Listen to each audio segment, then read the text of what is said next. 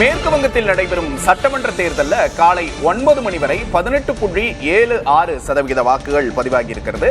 மேற்கு வங்கத்தில் முதற்கட்ட தேர்தல் நடக்குது. அங்க காலை 9 மணி நிலவரப்படி 18.76% வாக்குகள் பதிவாகி இருக்கு. அதிகபட்சமாக பஸ்ஸிம் மதினிப்பூரில் அதிகபட்சமான வாக்குகள் பதிவாகி இருக்கு அப்படிங்கறத நம்ம பார்க்கிறோம். பஸ்ஸிம் மதினிப்பூரில் 20.51% வாக்குகள் பதிவாகி இருக்கு. மேற்கு வங்கத்திலையும் இன்னைக்கு தேர்தல் நடக்குது. முதற்கட்ட தேர்தல் அப்படிங்கிறது மேற்கு வங்கத்துல நடக்குது. அங்க பதிவாகி இருக்கிற வாக்கு சதவிகிதத்தை நாம பார்த்துக்கிட்டு இருக்கோம். 18.76% வாக்குகள் மேற்கு வங்கத்துல பதிவாகி இருக்கு. அங்கேயுமே கூட ஒரு அதிகபட்ச வாக்குப்பதிவு நிலவரம் அப்படிங்கிறத நம்மளால பார்க்க முடியுது.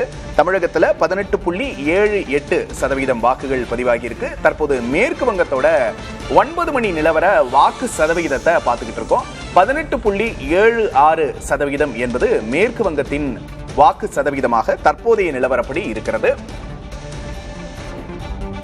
மேற்கு வங்கத்திலையும் ஜனநாயக திருவிழா களை கட்டி இருக்கு. அங்க இருக்கிற தற்போதைய வாக்குப்பதிவு நிலவரத்தை பார்க்கணும்.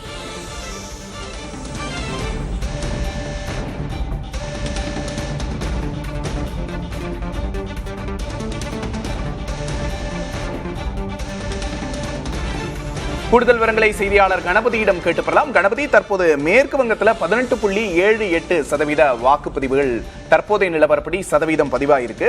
அங்க என்ன நிலைமை? கூடுதல் விவரங்கள். முர்ஷிதாபாத் பகுதியிலே வன்முறை குறித்த தகவல்கள் வெளியாகி இருக்கின்றன.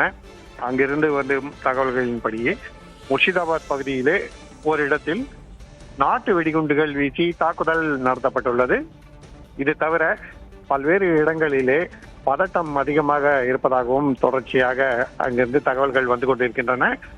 டெல்லியில் இருந்தபடியே தலைமை தேர்தல் ஆணையர் மற்றும் 2 தேர்தல் ஆணையர்கள் மற்றும் தேர்தல் ஆணையத்தின் உயர் அதிகாரிகள் தொடர்ச்சியாக நிலவரத்தை கண்காணித்துக் கொண்டிருக்கின்றனர். குறிப்பாக மேற்கு வங்க மாநிலம்தான் தேர்தல் நடைபெறும் 5 மாநிலங்களிலே மிகவும் பதட்டம் அதிகம் நிறைந்த மாநிலமாக கருதப்படுகிறது. ஆகவேதான் அங்கு கூடுதலாக இத்தகைய ஏற்பாடுகள் செய்யப்பட்டிருக்கின்றன. துணை ராணுவ படைகளும் கூடுதல் அளவிலே குவிக்கப்பட்டிருக்கின்றன. இப்படி ஏற்பாடுகள் செய்யப்பட்டிருந்த போதிலும் முர்ஷிதாபாத் பகுதியிலே இந்த வன்முறை வெடித்திருக்கிறது. ஆகவே அனைத்து பகுதிகளிலும் வன்முறை தவிர்க்கவும் கூடுதல் நடவடிக்கைகளை எடுத்து அமைதியான முறையிலே வாக்களிப்பு நடைபெறுவதற்கான ஏற்பாடுகள்.